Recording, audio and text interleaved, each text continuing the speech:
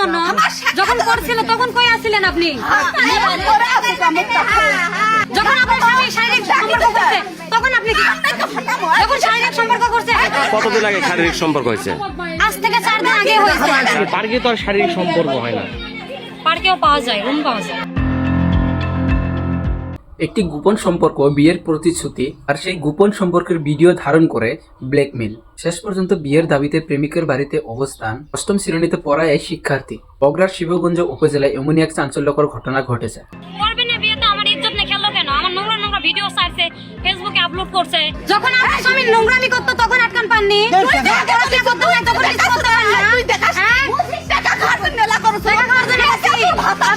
আপনি বউ নাই বাড়ি? আপনি বউ নাই? যখন আপনার স্বামী শারীরিক সম্পর্ক করছে তখন আপনি কি? যখন শারীরিক সম্পর্ক করছে তখন আপনি আটকাননি?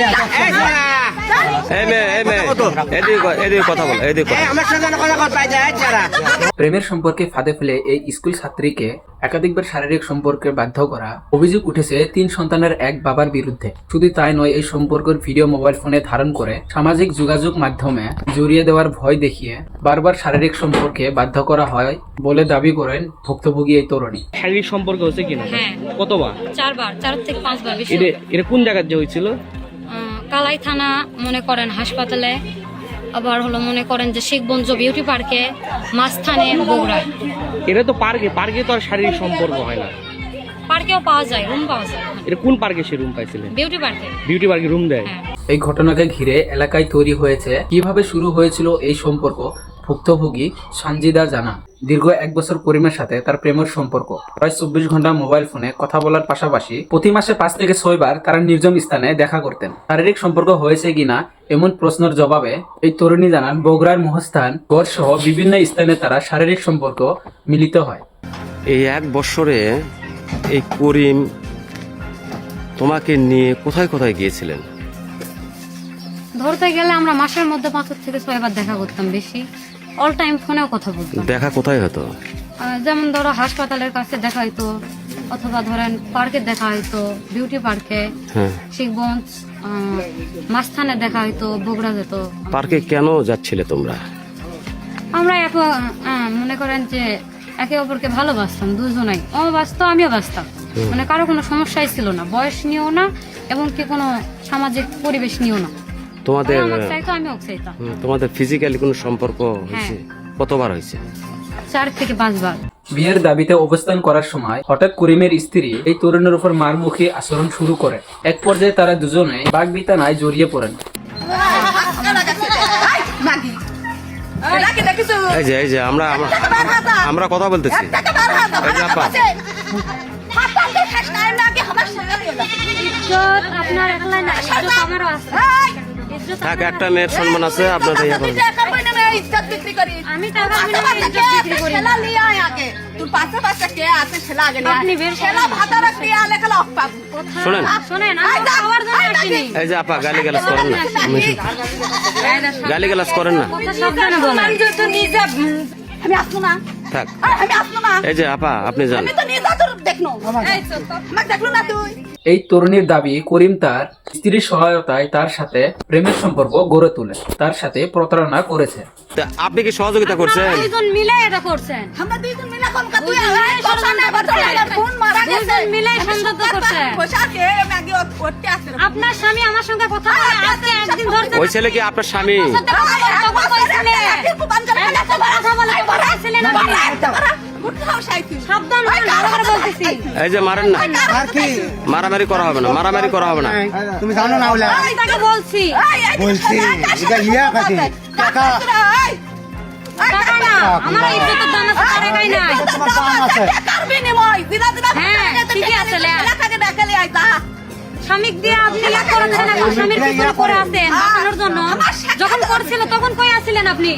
তা আপনার সাক্ষাৎ করলো, আপনি কিছু বললেন না? আছিলেন? আমি কখনোই ফোন বন্ধ করি না, আমার ফোন ওটাই 24 ঘন্টা যখন আপনার সঙ্গে কথা বলো তখন কি করেন না, না। আপনি? তখন কি করেন?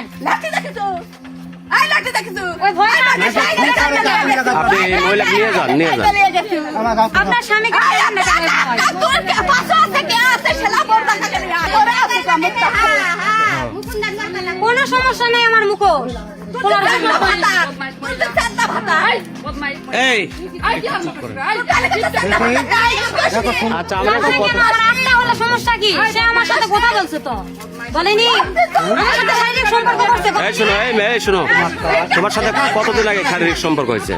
আজ থেকে 4 দিন আগে হয়েছে। 4 দিন আগে হয়েছে। হ্যাঁ, সে আমাকে রাখে আসছে মাস্টার। আচ্ছা, আপনি কি বিবাহিত? বিবাহিত না? আমার বিয়ে হয়েছিল, আপাতত আমি এখন বাসায় আছি।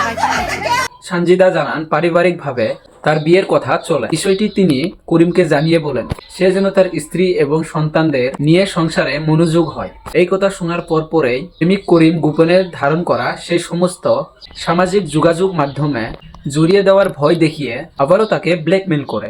আমি তাকে একদিন বাচ্চা যখন শুনছি যে তার বাচ্চা আছে, কাচ্চা আছে, আমার আত্মীয় স্বজন যখন খোঁজ খবর নিছে তখন বলে যে তার বাচ্চা আছে, তুমি সেখান থেকে সরে আসো। আমিও তাকে বারণ করছি যে তুমি তোমার মতন থাকো, আমাকে আমার বাবা মা বিয়ে দে।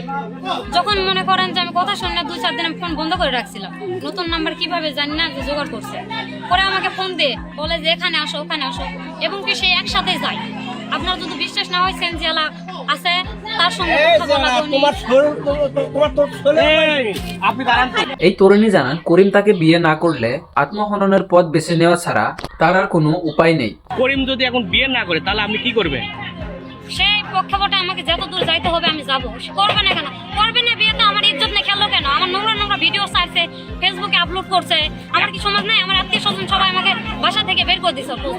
যদি না করে তাহলে কি করবেন? যদি না করে সেই প্রেক্ষাপটে কি করা হবে সেটা করবে। আমি এখান থেকে যাচ্ছি না, এক কথাই শেষ। আপনি এখানেই থাকবেন? হ্যাঁ, তার তো বাচ্চা কাচ্চা আছে। তার বাচ্চা কাচ্চা আছে, তার আগে ভাবা উচিত ছিল। আমি তাকে বারণ করছি। তুমি ভাবো, তুমি ভাববে না। তো আমি কি করতাম? আমি তো একটা মেয়ে না। স্বামী স্ত্রী মিলে এখন ষড়যন্ত্র করতেছে, ওর স্বামী তোমায় বাঁচাবে, এটা স্বাভাবিক। আমি বলার পর আমাকে ব্ল্যাকমেল করতো। আসো। আমার জন্য ছেলে পর্যন্ত দেখতেছে, আমার বাবা মা বিয়ে দিবে, ওর কারণে হচ্ছে না। রাত্রে যে মানা করছে, সে যদি বিয়ে না করে তাহলে তোমার করণীয় কি? এই যে আমার আত্মীয় স্বজন আমার ভয় কত কোপায়। সে যদি তোমাকে বিয়ে না করে, এখন তোমার করণীয় কি? সেই ক্ষেত্রে যত দূর যাওয়া লাগে আমি তত দূর যাবো, কারণ সে আমার সম্মান নিয়ে খেলা করছে, আমার তো ইজ্জত আছে না। ঠিক আছে, ধন্যবাদ। সে যদি আপনাকে বিয়ে না আমাকে বিয়ে দিয়ে দে, হয় বিয়ে দিয়ে দে, আর না হলে সে বিয়ে করুক। ঠিক আছে। সে কিভাবে রাখবে সেটা তার দায়িত্ব, আমার কিছু না। এলাকাবাসী কেউ কেউ বলেছেন যদি এই ঘটনা সত্যি হয়ে থাকে তাহলে অবশ্যই এর বিচার হওয়া উচিত। আবার কেউ কেউ বলেছেন একজন বিবাহিত মানুষ যদি স্কুল ছাত্রীকে বিয়ের প্রলোভন দেখিয়ে এমন কাজ করে তাহলে সেটা খুবই দুঃখজনক ও লজ্জার বিষয়।